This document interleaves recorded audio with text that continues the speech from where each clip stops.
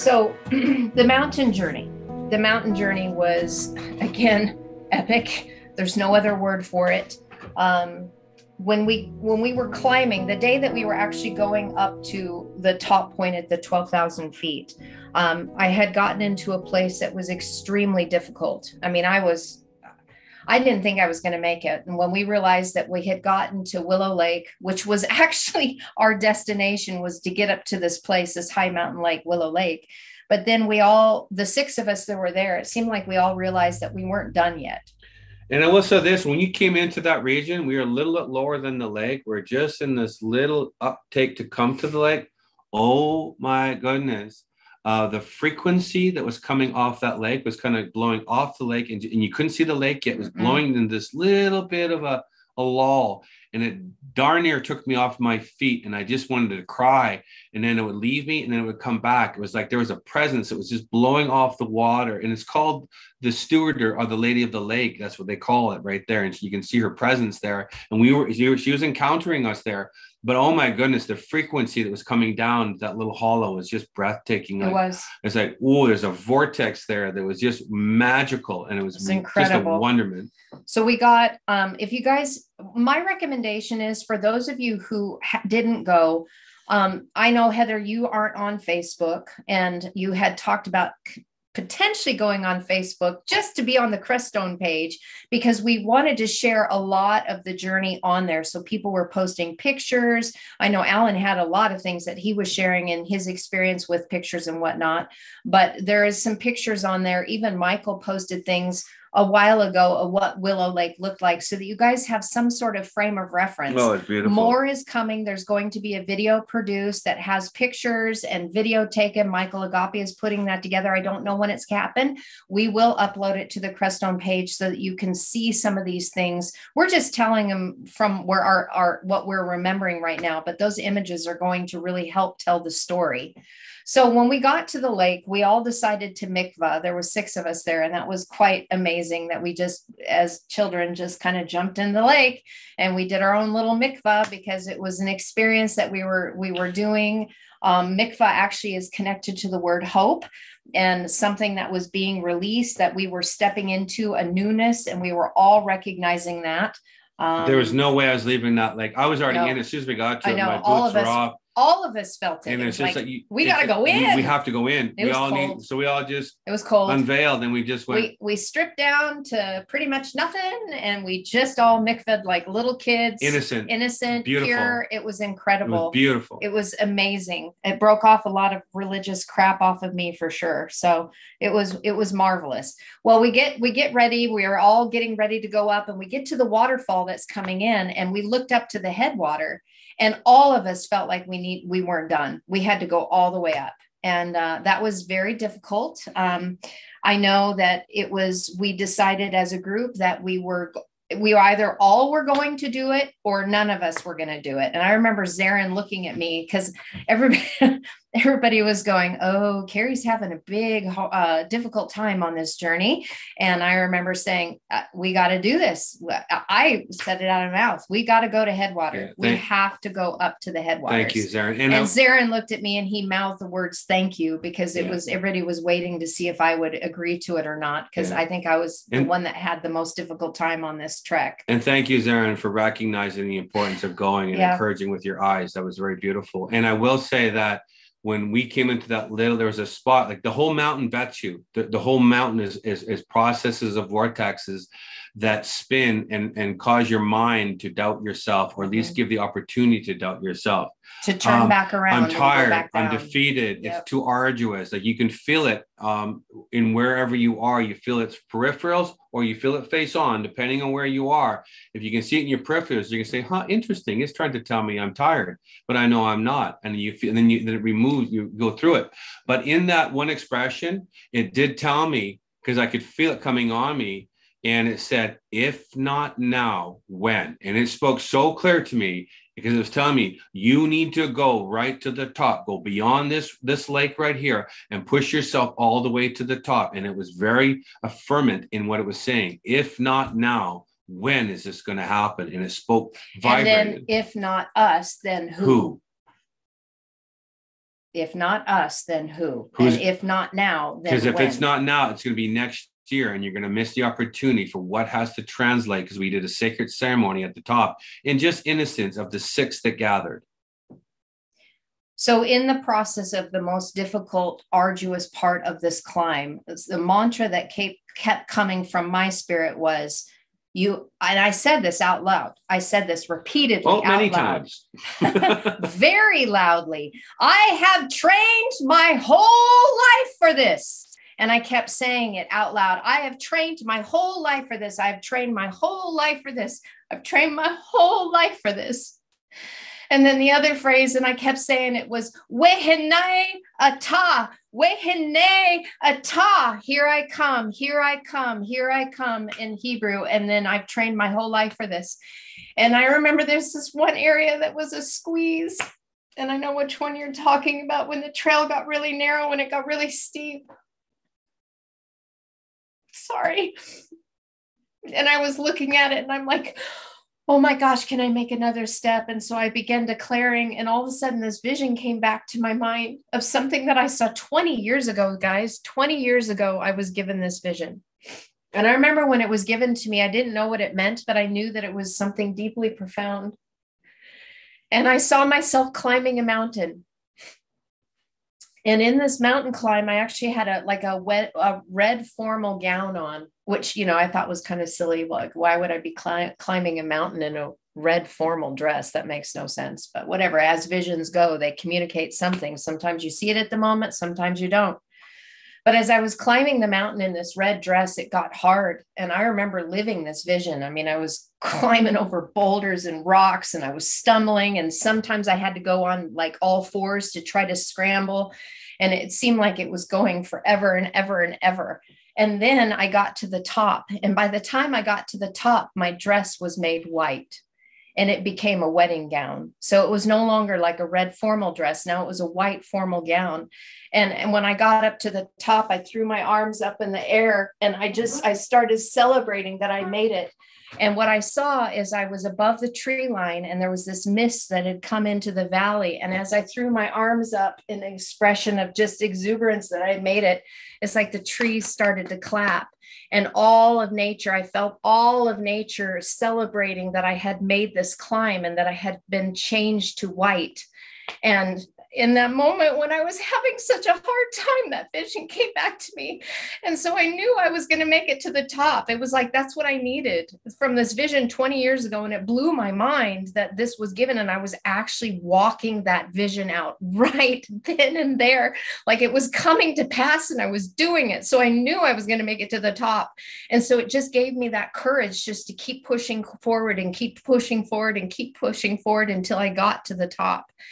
And we did a ceremony up there and it was amazing. But I remember looking at Ken and I said, I wanted to say, well, I did it. I made it. And then I looked at him. I said, no, it's not incomplete until we get back down.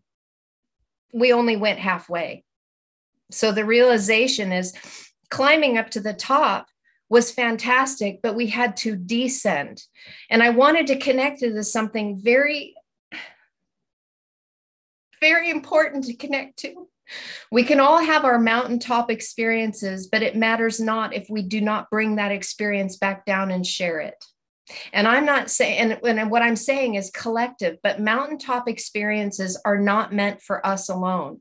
Yes, they may be our individuated journey, but it's a collective resonant frequency that we tap into. Hence why we have it written in the English narrative of Moshe coming down, being changed. We have Yeshua coming down from the Mount of Transfiguration, being changed. It's all about the descension and what we bring forth as being changed and bringing it to the collective, because it's why else would we do it? If we do it for self, that's selfishness. This is something that is greater than us as an individuated self, that we can bring everyone into this frequency, even those that weren't able to make the climb. We're bringing it into a collective experience. And that's what's so profound. Yep. So I'm not going to go into great detail about what we did on the top, but I will say that I want you to share the connection between the wedding ceremony. I will. I just will say that Ken took honey and we did a ceremony where we poured a whole thing of honey, and it was actually Manuka honey, which is, if you guys wouldn't know what Manuka honey, it's a very healing frequency. And we put that in the headwaters to turn the bitter water sweet. No longer is the journey bitter. No. By the way of the footman, you now arise. So no longer the red journey, no longer the red path of bitterness and suffering, now into the white path of the sweet waters that are flowing from the head. The Zufim. So very important that transpired. Very important that the fulfillment of that vision would take place. Little did I know that it was not going to be completed until the very next morning. So I will say this: when we came down off the mountain, we got back to our base camp. It was Zarin and Vanessa's son Taggart came up to me, and well, first of all, when I got into camp, I flopped on the ground. I totally flopped on the ground, and I was just like, whoa, that was hard. We came down right at dusk, which is very apparent. Hi, Taggart. So he comes up to me and he gives me a great big hug, and he goes, "Hello, Ms. White." Because when we were on this trip, he was given the ability to start seeing people's auras. And so he came right up to me and said, "Hello, Ms. White." And remember, unprompted. And remember, my dress changed from wet red, connected to Adam, right? Because the word Adam means red, ruddy, and mankind. And then it was made white at the top of the mountain. And I came down, and he recognized that my aura had turned completely white. And in innocence, he shared that. So for me, that was another validation that something did take place. Somebody said my eyes completely changed too. I believe it was Rick was saying that my eyes changed. And I did see by the way, Rick, I did see what you were saying. That mountaintop experience did change my eyes.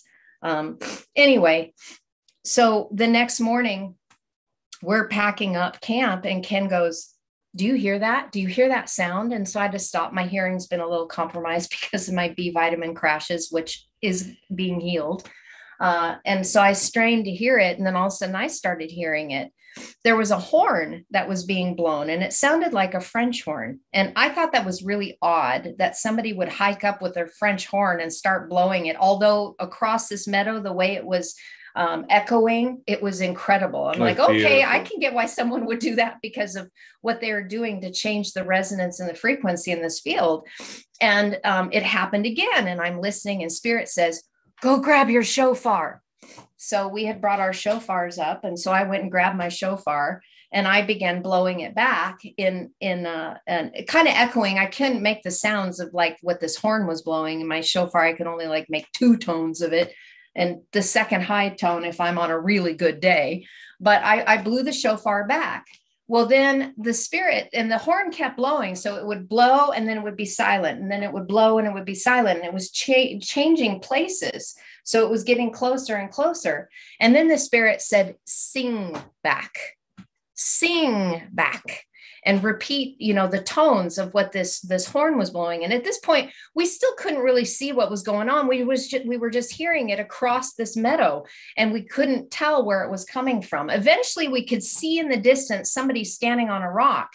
They were blowing an alpine horn. Do you know what those are? Those really long horns, 12-foot horns.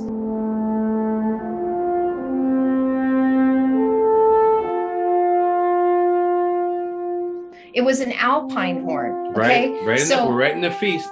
Right in the feast days, right in the celebration of what's going on. And of course, the Feast of Tabernacles, it ends up in the wedding feast of the Lamb. Connect those kind of dots. Well, it's beautiful. We're just like, it was electrifying. So here's this horn, and then the voice, and it's echoing, and it's reverberating all through this mountain meadow, and all of us were totally exhilarated. I gotta say that it was beautiful that he started playing because he could hear the song. He didn't know where we were, we found out, but so he would blow this amazing harmony of us. He made this song, a custom song. It was just beautiful. And then Carrie would respond as a similitude of her frequency, back singing the same frequency of vibration and notes. And then he would call back to her, and then she would sing back to him, and he would call back to her, and she would sing back to him. Well, we were just silent. We were like, oh my God, this is amazing. What is going on This here? is the last day. Okay, we're coming down. So now we break up camp, and we talked with the camp, everybody that was in camp, and we were all excited about what was going on. And, anyway, it was a magical moment for all of us that were there. Well, when we were going down the mountain, Ken and I ended up getting down first before the rest of the group. And I noticed there's a group meandering on the side over here, and there's a bunch of them. And Spirit said, go ask. And so I went over, I said, is anyone here the horn blower? And they didn't hear me the first time. So I got closer. She still has her pack on. I didn't even take off my pack. I mean, I went. And we're talking like a 50-pound pack. 50-pound pack. Yeah, it was really heavy. I wanted it off my back. But needless to say, this was more important at the moment. Then I said it again. Is anyone here the horn blower? And this guy comes and he steps out and he goes, that was me. And he said, were you the voice? And I said, yes. And I said, can I hug you? And so we came and we braced, and I just broke down sobbing because it was so profound. But here was what was most profound, you guys. I didn't even recognize. I was so focused, tunnel vision on this guy that was blowing this horn. So remember, everything of this ceremony, when we went, of the assembly, God's some assembly required, is the marriage contract between yourself. You are the bride and the groom. In this window where we were sent in September was called the sacred assembly of one, where one gathers. Now we have the assembly of the many, the multitude. This is the great governance of Israel. We were right in the window, not even caring, we didn't orchestrate this. We were right in the sacred assembly of the wedding ceremony, in the window of the timeline that we were there. Continue. So what I didn't notice until I finished hugging this man is this woman is standing to the left of me, offering me champagne, and she's standing in her wedding dress. White wedding dress. White wedding dress. That, what we had heard, was their wedding up in the mountain. He had made that alpine horn for her on their wedding day, and he was celebrating it and blowing it that morning, celebrating their wedding. The groom. So we come down off the mountain, and they're offering us champagne. Go ahead. No, go ahead. You want to say something. Say something. Well, the language of effervescent on the completion of the contract, effervescent of champagne is a frequency, and it means vibrant as effervescing. They call it champagne, but it's like excitement, or you're tingly, or light is bubbling out of you. It's the completion of a contract. You now are effervescent in its frequency. So they served us champagne right there. And it was the celebration of their wedding day. And that was the wedding horn that was blowing. So when we look at the word bridegroom in the scriptures, it literally is the bridegroom together, unified as one. We've made it something that is different than what it is, but it was literally the sacred union, the sacred wedding during the wedding feast of the Lamb being manifested right in front of us is magical.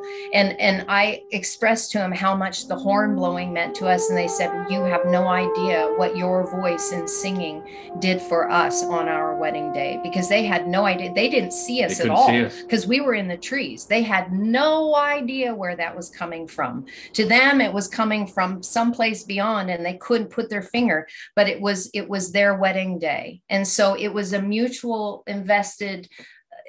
I still don't have words to describe what happened, because this was a vision I was waiting for 20 years, and it manifested while we were there.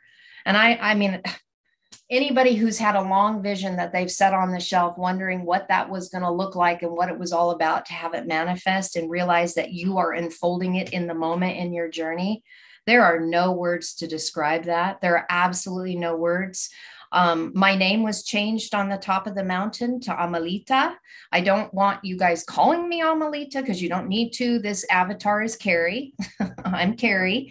But my name was changed to Amalita that day. So if you want to connect that to the scripture, name that is given on the white stone, that no man knows except for what is given. And so I'm Amalita, and on another day I can share the value of what that name was and the frequency as a collective, especially for those who are interested in the sacred languages themselves. It is a vibrational frequency that is now open. So I do find it interesting that when we came down, because they didn't have the load that we had. I mean, my pack was about 90 pounds, but yours was ridiculous. It was ridiculous. But mine was only 5 pounds lighter than when we went up because when they came out of it. They left way before. They were on the other side. We had to cross over to the other side and then go down. So they were hours before us going down, and they had no idea why they were lingering in the parking lot. They said, we don't know why we stayed here this long. But now we know. And what was interesting, and so I'm already a couple days into this trip. I just went up to 12,000 feet. I'm exhausted, little sleep, up all night long, watching the magic of what's in that region. And it's magical, I'll tell you that. But I found it interesting. So I take my pack off, I get all situated. They're still talking over there. I walk over there and they just hand me a glass and they pour champagne in it, and I'm going like, you got to be kidding me. I mean, for Carrie and I to receive that on the completion of what this is, I'm going like, we're right in the feast of the marriage contract. It was symbolized with the completion of that. And then I noticed this witness was watching them, one of their friends, and she's walking, and they just started dispatching us. We said, thank you. This is absolutely amazing. You have really no idea. And we were trying to share with them. We couldn't even go into the expression of what it is I kept crying. as a representation of the natural. But we said, this is magical. This has to happen of the time that we're in right now. And they were very receptive to it. And so this one girl's walking away, and I said, hello, I'm Ken, by the way. And she says, I'm Ariel. And I went, oh, wow. You're a witness to this? And she says, I am. It says, I know what your name is. You're the Lioness of God. And she turned to me and she said, wow. She says, how do you know that? No one knows what my name is. And I said, oh, well, that's because it's a Hebrew name, and I'm very familiar with the frequency of your name. And so you should be here as a witness, as the Lion of God. And she went, interesting that you would know that, right? And I'm going like, you have to be here as well to witness this. So all of it, everything was in sync of what it was as an opportunity and a frequency. And I was going like, you cannot make this stuff up. You cannot make it up. So or did we? Or did we? Did we create it? Did I create that 20 years ago to happen just the way it did for my experience?